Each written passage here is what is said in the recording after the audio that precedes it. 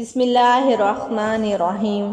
حضور اقدس صلی اللہ علیہ وسلم کا ارشاد ہے کہ جو شخص نمازوں کو اپنے وقت پر پڑھے، وضو بھی اچھی طرح کرے، خشوع و خضوع سے بھی پڑھے،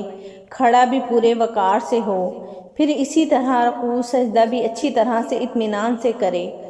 غرض ہر چیز کو اچھی طرح سے ادا کرے، تو وہ نماز نہایت روشن چمکدار بن کر جاتی ہے اور نمازی کو دعا دیتی ہے کہ اللہ تعالیٰ تیری بھی ایسی ہی حفاظت کرے جیسے تو نے میری حفاظت کی۔ اور جو شخص نماز کو بری طرح پڑھے، وقت کو بھی ٹال دے، وضو بھی اچھی طرح نہ کرے، تو وہ نماز بری صورت میں سیاہ رنگ میں بددعا دیتی ہوئی جاتی ہے کہ اللہ تجھے بھی ایسے ہی برباد کرے جیسے تو نے مجھے ضائع کیا۔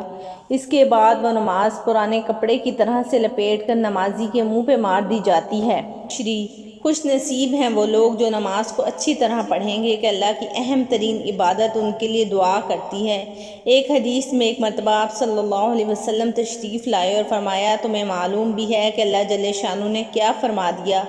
صحابہ رضی تعالیٰ عنہ نے عرض کیا کہ اللہ اور اس کے رسول بہتر جانتے ہیں۔